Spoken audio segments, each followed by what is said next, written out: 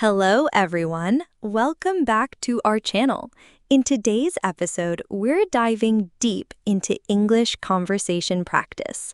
Listening to natural English conversations is one of the fastest ways to improve your speaking, listening, and comprehension skills all at once. Now, I have a question for you, and I really want you to think about this. Do you prefer living in a busy city or a peaceful countryside? Drop your answer in the comments below because we're about to explore this exact topic through real conversations. Let's jump right in and listen to how native speakers discuss this fascinating topic. Hey Mike, I've been thinking about moving out of the city lately. I'm so tired of all the noise and chaos. Really? That's surprising. I thought you loved city life. What's making you consider a change? Well, I've been feeling overwhelmed lately. The countryside seems so much more peaceful and relaxing. Plus, I think it would be healthier for my kids. I can understand that. But personally, I think I'd get bored in the countryside. I mean, what would you do for entertainment? Did you catch that phrase, I can understand that? This is a perfect way to show empathy in English. It means, I see your point, or that makes sense to me. Let's continue. That's a fair point, but honestly, I think simple pleasures like gardening, hiking, and having barbecues with neighbors sound amazing right now. You know what? You might be onto something there. I've noticed that whenever I visit my grandparents in their small town, I sleep so much better. The air is cleaner too. Exactly. And think about the cost of living. In the countryside, you can actually afford a house with a garden instead of paying crazy rent for a tiny apartment. True, but what about career opportunities? Most jobs are concentrated in cities, aren't they? That used to be the case, but with remote work becoming so common, location doesn't matter as much anymore. I could keep my current job and work from anywhere. Wow, I never thought about it that way. Maybe I should consider it too. Though I definitely miss the restaurants and cultural events. Who says you can't visit the city for those things? Best of both worlds, right? Tom, guess what? I'm thinking about adopting a cat from the animal shelter this weekend. Oh, really? That's exciting. But are you sure you're ready for that kind of commitment? What do you mean? I think I'm pretty responsible. Don't get me wrong, I'm not questioning your responsibility. It's just that pets are a huge commitment. They need attention, medical care, and they can live for 15 to 20 years. I've actually been researching this for months. I know it's a big decision, but I think I'm ready for the responsibility. Notice how Emma said, I've been researching this for months. This shows she's been preparing for a while. The present perfect continuous tense, have been, plus ing, is perfect for ongoing actions that started in the past and continue to now. That's great that you've done your homework. What type of cat are you considering? I'm leaning towards adopting an older cat, maybe 3-4 years old. Older pets often have trouble finding homes, and they're usually calmer than kittens. That's actually really thoughtful. Plus, you'll know their personality already. With kittens, you never know if they'll be super active or more laid back. Exactly. And I work from home now, so I'll be around to keep them company. I think a cat would actually help with my stress levels. I've heard that too. The purring is supposed to be very therapeutic. Have you thought about the practical stuff? Litter box, scratching posts, pet insurance? Yes, I've already budgeted for everything. I even found a great veterinarian nearby who specializes in cats. It sounds like you've really thought this through. I'm excited for you. What are you going to name your new friend? I'll wait to meet them first. I want to choose a name that fits their personality. Hey, John. How are you holding up? I heard about what happened with Rachel. Honestly, Lisa, I'm not doing great. I still can't believe she ended things after 3 years together. I can only imagine how difficult this must be for you. Do you want to talk about what happened?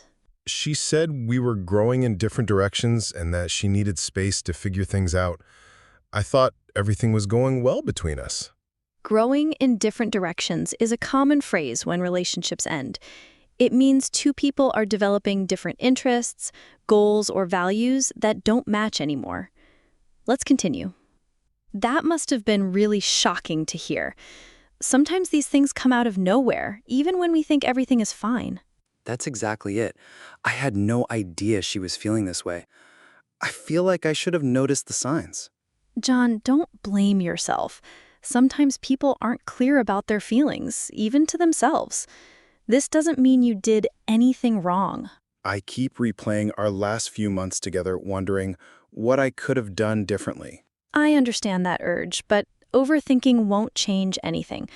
Instead of focusing on the past, maybe try to focus on taking care of yourself right now. You're right, but it's easier said than done. I don't even feel like doing the things I normally enjoy. That's completely normal after a breakup. Give yourself permission to feel sad for a while, but also try to do small things that make you feel a little better. Like what? Maybe start with basics. Go for walks, call friends, watch movies you love. Sometimes the smallest steps help us move forward. Thanks for listening, Lisa. It really helps to have someone who cares. That's what friends are for. Remember, this painful feeling won't last forever. You're stronger than you realize. Now that we've listened to these natural conversations, let's extract the most useful phrases and expressions you heard. Mastering these phrases will make your English conversations sound much more natural and fluent. Here are the key expressions from our conversations. For showing understanding. I can understand that. Shows empathy. That makes sense. Shows you follow their logic. I see your point. Acknowledges their perspective. For expressing opinions politely. Personally, I think gives your opinion respectfully.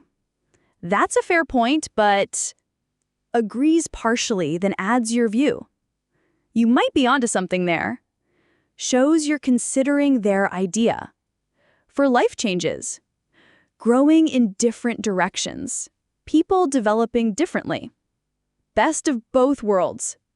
Having advantages of two different situations. It's easier said than done. Something sounds simple, but is actually difficult. For supporting others, I can only imagine how difficult this must be. Shows deep empathy. That's what friends are for. Remind someone you care. You're stronger than you realize. Encourages someone's inner strength. Now, here's the secret to transforming your English speaking abilities. Active practice with real conversations. You can't just listen passively and expect to improve your speaking. You need to use your voice. Here are 3 powerful techniques that will accelerate your progress. Technique 1, shadow speaking. After listening to each dialogue, play it again and try to speak along with the characters. Don't worry about perfection. Focus on matching their rhythm and intonation. This trains your mouth muscles to move naturally in English. Technique 2, role play practice. Choose one of the conversations we heard today and practice both sides. Start with Sarah's part about city versus countryside, then switch to Mike's responses. This builds your ability to think from different perspectives in English. Technique 3, record and review. Here's what most learners avoid but shouldn't. Record yourself having these conversations. Yes, it feels awkward at first, but it's incredibly powerful. When you listen back, you'll discover 2 amazing things. First, your English is better than you thought. And second, you'll notice specific areas to improve. Think of speaking English like building physical strength. Your tongue, lips, and vocal muscles need regular exercise to become flexible and strong in this new language. Before we wrap up today's episode, let me give you a challenge that will transform your conversation skills this week. Your 7-day English challenge. Choose one dialogue from today's episode, listen to it 3 times this week, practice shadow speaking with it, record yourself role-playing both characters, share your favorite phrase from today in the comments. Remember, Every conversation you heard today represents real English that native speakers use daily. These aren't textbook examples. They're authentic interactions that will serve you in real-life situations. The difference between English learners who succeed and those who struggle isn't talent or intelligence. It's consistent practice with real conversations like these. Thank you for joining me on this English journey today.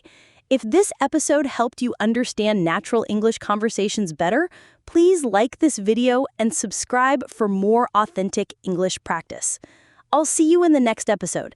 Until then, keep practicing, keep believing in yourself, and remember, every conversation you have in English, even with yourself, makes you stronger. Keep shining, English learners.